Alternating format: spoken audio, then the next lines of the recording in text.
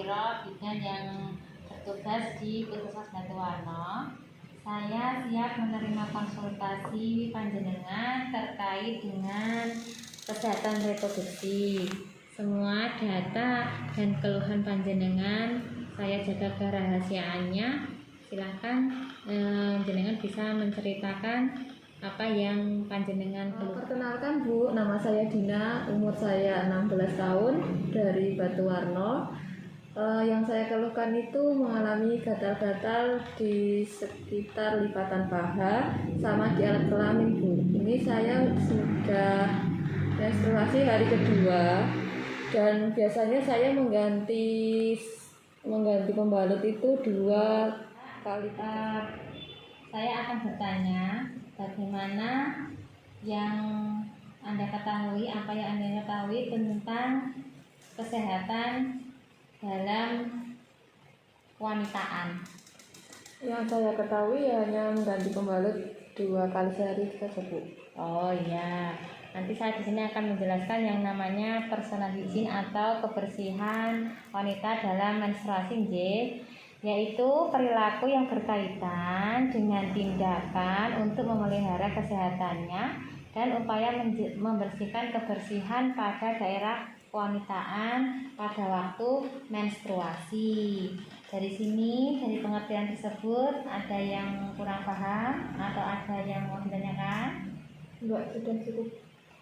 Terus kemudian di sini nanti saya akan menjelaskan faktor-faktor yang mempengaruhi dalam kebersihan pada waktu menstruasi, yaitu misalnya pada waktu berpenampilan.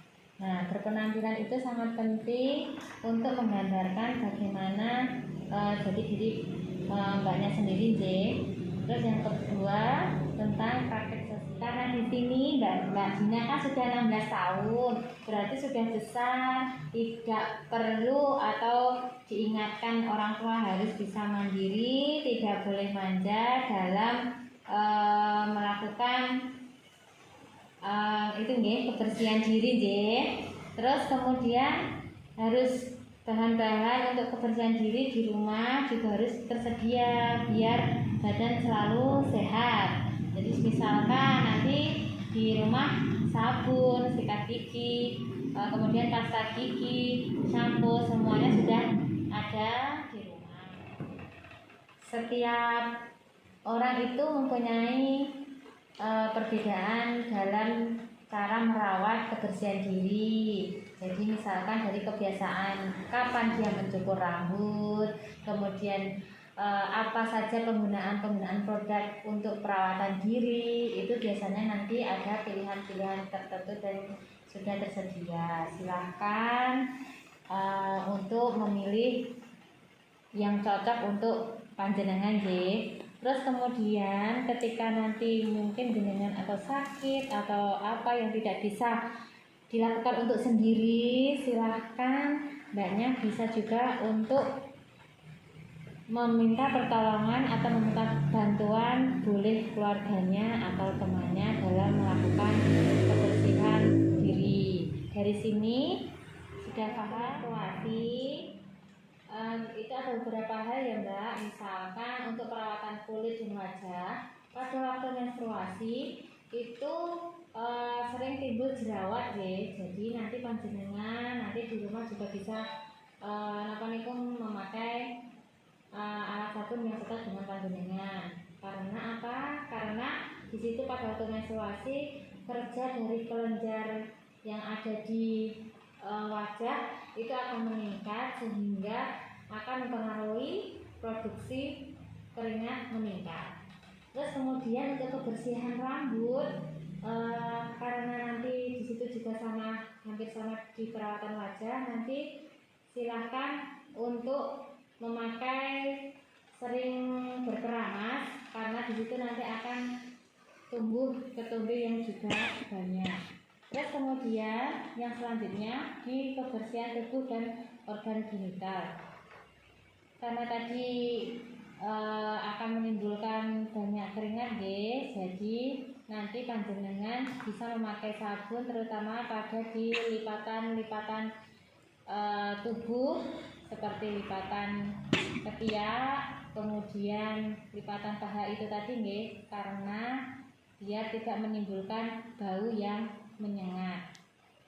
Dan alangkah baiknya pada waktu membersihkannya itu yang terbaik dengan membasuh dengan air yang bersih dengan melakukan teknik yang benar. Jadi dari arah depan ke belakang, bukan dari belakang ke belakang.